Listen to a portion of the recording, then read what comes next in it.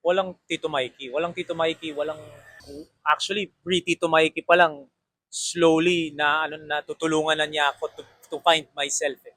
I think I met CK at the right time because I was pretty much lost during the pandemic talaga eh, in terms of my career.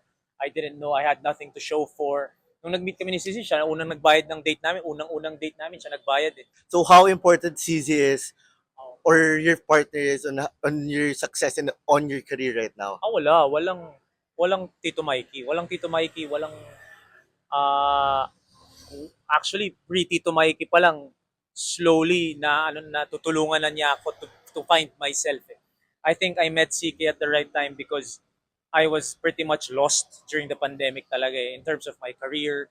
I didn't know, I had nothing to show for. Nung nag-meet kami ni CC, siya unang nagbayad ng date namin, unang-unang date namin, siya nagbayad eh. So, can you imagine talagang wala, I had nothing.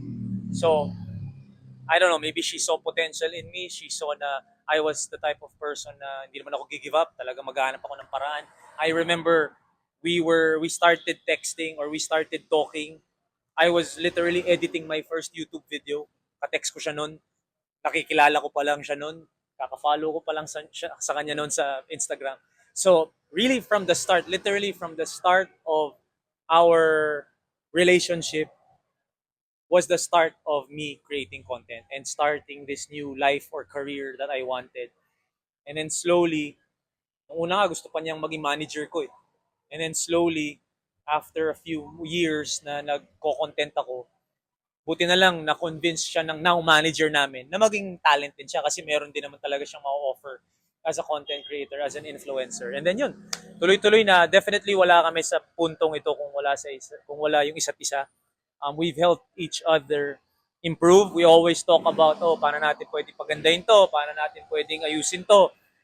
What do you think of this? What do you think of this? So, talagang everything goes through each other and of course yung managers namin. So, talagang open communication kami with it. And it's also healthy because even though we're both in the same industry, tulungan eh. Feeling ko kasi pag lumaki siya, lalaki ako eh. Pag lumaki ako, lalaki siya eh. So pareho kaming push each other to get better, to remind each other na oh, okay, ito kailangan natin gawin, ito kailangan natin. So I think we really complement yung mga strengths niya. Medyo weaknesses ko eh. Yung mga strengths ko, weaknesses niya. So we try to complement and meet halfway and help each other. So partnership is really Oh yeah. important.